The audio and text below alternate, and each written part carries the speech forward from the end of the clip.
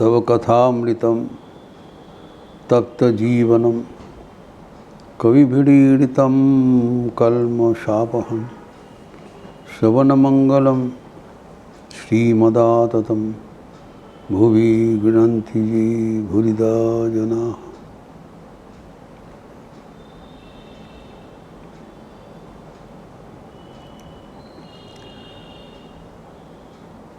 अभ्यास एवं वैराग्य के माध्यम से आपात चंचल मन को कैसे नियंत्रित किया जाए, इसका चर्चा हो रहा था। पतंजलि योग सूत्र में इसका शैली बताया, the art of controlling the mind.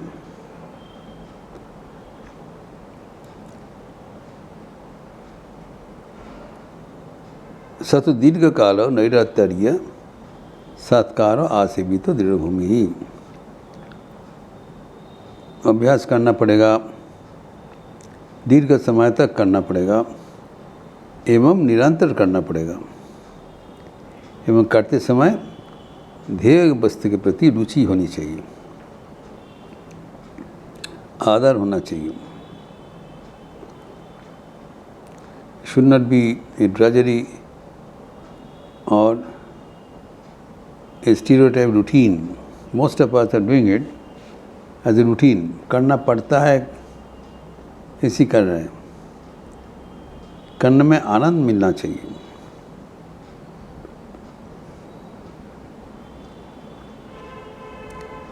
जब हम लोग बेलूर मठ में साधु होने के लिए ज्वाइन किए थे, तब पूजनीय स्वामी भूतेशानंद जी असिस्टेंट जनरल सेक्रेटरी थे। बहुत प्यार से बातचीत करते थे। नवीन ब्रह्मचारी है, उन्होंने बताया, क्या तुम जप ध्यान करते हो? हाँ, माना थोड़ा बहुत करता हूँ। तो अच्छा लगता है? बोले बिल्कुल नहीं, एक करना पड़ेगा, करना का मजबूरी है, एक रूटीन जैसे करते। बोले ऐसी ठीक है, करते रहो, लेकिन जब भगवान का नाम लेने में आनंद होगा तब निश्चिंत हो जाना, बस तुम पटरी में आ गया, तब और डर का बात नहीं। ऐसे बताया, तुमने भय किचु नहीं। अर्थात भगवान को नाम लेने के लिए आनंद मिलना चाहिए। जिसे कहा जाता है गन्ना तो कोई मिठास नहीं दिखाई पड़ता है, लेकिन गन्ना को चबाने से धीरे धीरे उसके भीतर जो रस है, मिठास है, वो निकल आता है।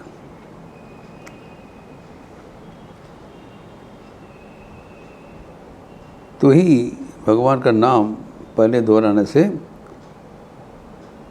एक रूटीन हो जाता है, नियम हो जाता है, एक औपचारिक प्रक्रिया बन जाता है, रूटीन अफेयर, स्टीरियोटाइप, रिचुअल। लेकिन जब वो नाम के भीतर से हमें आनंद मिलता है, तभी हमारा अभ्यास सहजात हो जाता है, स्वाभाविक हो जाता है। अभी अभ्यास के चर्चा और भी आगे बढ़ाते हुए हमें मानना पड़ेगा कि अभ्यास के लिए पहले ही कुछ समय चाहिए। फर्स्ट निर्णय हमें लेना पड़ेगा, you have to allocate some time. अगर हमारा अभ्यास के लिए कोई समय नहीं है, तब मन को नियंत्रण करना संभव नहीं होगा। तो हमें ये बहुत ध्यान से सोचना पड़ेगा। अगर हम सीरियसली हम चिंतन कर रहे हैं, मन को नियंत्रण करेंगे एवं उसके माध्यम से हमारा जितना काम क्रोध आदि है उसको दमन करेंगे, तो उसके लिए हमें पहले ही निर्णय लेना पड़ेगा, कुछ समय देना पड़ेगा। तो अधिकांश व्यक्ति का समय नहीं है। नाम को वास्ते कुछ समय बैठ के हठात कुछ ऐसे नहीं होगा। We have to take life very seriously. पहला चीज़ है समय निर्धारण करना पड़ेगा। द्वितीय है वो निर्दिष्ट समय होना चाहिए। आज सुबह, कल दोपहर, शाम को, ऐसे नहीं। तो नियमित, जैसे बताया, नियमित होना चाहिए। एक निर्दिष्ट समय पर एवं निर्दिष्ट स्थान पर हमें मन को एकाग्र करने से मन को एकाग्र करना सहज होता है। एवं दैनंदिन करना चाहिए, कम से कम 2 बार। जैसे हम 2 टाइम खाते हैं वैसे 2 टाइम मन को भी नियंत्रित करने का अभ्यास होना चाहिए। यह निर्देश है गुरु का। कुछ समय निर्धारित किया जाए, एक समय पर किया जाए, एक स्थान पर किया जाए एवं सुबह शाम कम से कम 2 बार बैठा जाए।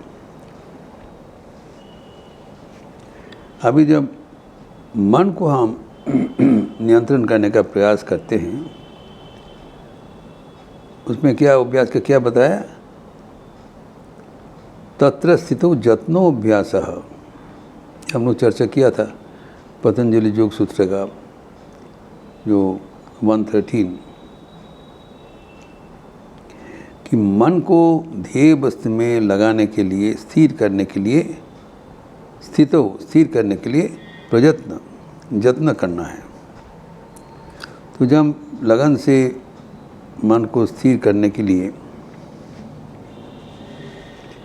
हम प्रस्तुति लेते हैं तो क्या होता है? स्वभाव होता है मन ध्येय वस्तु में नहीं लगता है। लगाया फिर चले गए, तो जब चले गए तब वो मन को पकड़ के पुनः ध्येय वस्तु में लगाना पड़ेगा। इसी को कहला है प्रत्याहार एवं धारणा। मन जब ध्येय वस्तु से निकल गया तो उसको फिर पकड़ के लाना एक प्रक्रिया हुआ।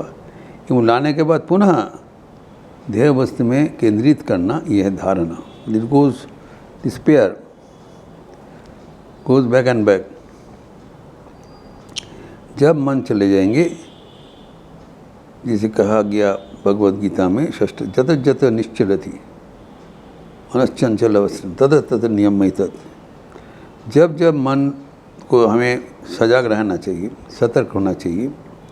जैसे मन भागा, हमको नाराज होना नहीं चाहिए। फिर वो जो भागेड़ू मन को फिर वापस करके लाना पड़ेगा। ज़बरदस्ती नहीं है, समझा बुझा के देखिए। ये is the time of concentration, time of meditation. इसको ध्येय वस्तु में लगाना ही हमारा भी संकल्प है। बैठने के पहले हमें संकल्प होना चाहिए एवं उसको पकड़ के लाना पड़ेगा। दूसरा है, जब मन चले गए, जहाँ पर गया वहाँ से उसको समझा बुझा के लाना पड़ेगा। ये तो आने नहीं चाहेंगे कि मन का स्वाभाविक रुचि है, जो जहाँ पर पसंद होता है वहाँ पर चले जाते हैं। और भगवान के लिए हमारा तो अभी अनुराग पैदा नहीं हुआ होता तो फिर बुलाने का ज़रूरत होता नहीं, वो छोड़ के जाएगा नहीं। जब तक वो अवस्था उपस्थित ना होता है तब तक मन जहाँ जहाँ चले जाते हैं वहाँ से उसको समझा बुझा के प्रत्याहार करके केंद्र बिंदु में लाना है, धारणा है, ये है। और इसके साथ और भी एक जो साधन बताया कि जहाँ जहाँ मन चले जा रहा है वहाँ वहाँ ही इष्ट का स्वरूप मानकर मन को स्थापन करना, एक अभिनव पंथा है।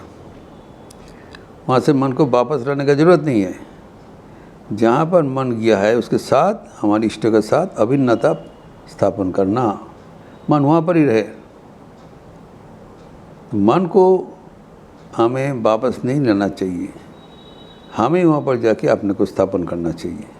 उल्टा ये सहज तरह है, क्योंकि मन को स्थानांतरण करना मुश्किल है, तो हमारे अटेंशन को स्थानांतरण करें।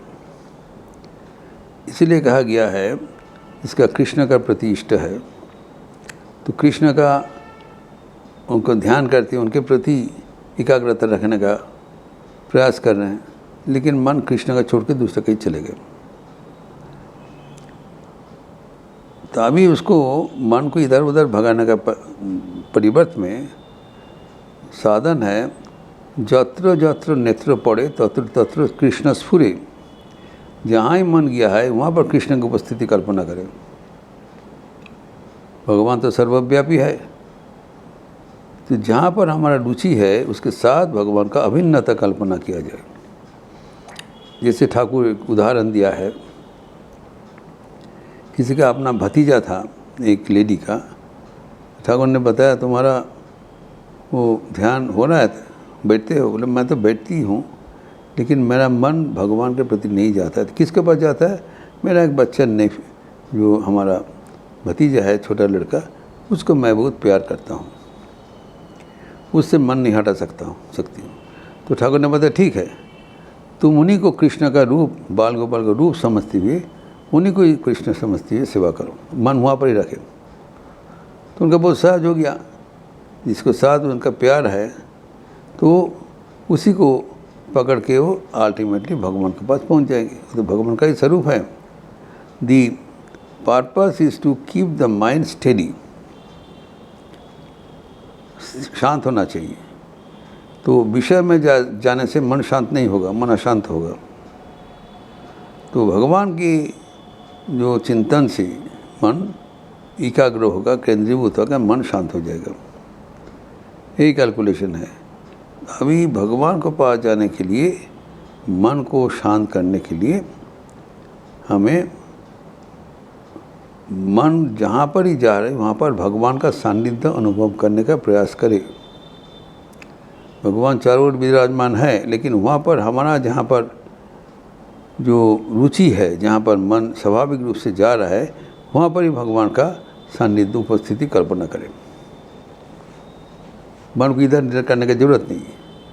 जब भगवान का सान्निध्य हम उपलब्धि करेंगे तब उस समय वहाँ पर विषय चिंतन नहीं रहेगा।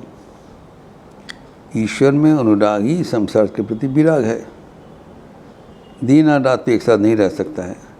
जब भगवान का आनंदमय उपस्थिति हम कल्पना करेंगे तब संसार का जो दुखमय, शोकमय ये जो जगत है वो मन से अपने आप हट जाएगा।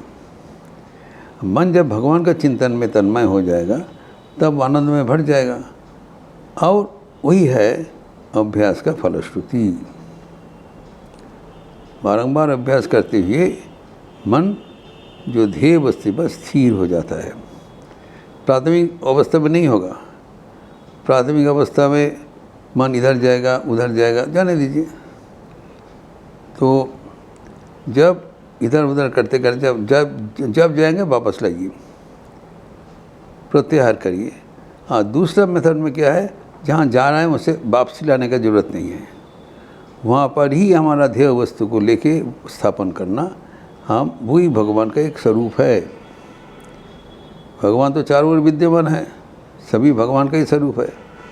जो जिसको हम पसंद है उसको ही भगवान का स्वरूप कल्पना करके वहाँ पर मन लगा दिया जाए, तो मन वहाँ से भगेगा नहीं। जब मन वहाँ पर स्थिर हो जाएगा, वही तो अभ्यास का सार्थकता है।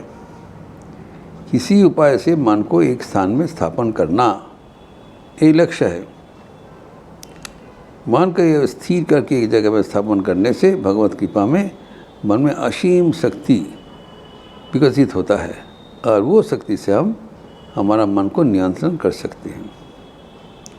ये है नियम।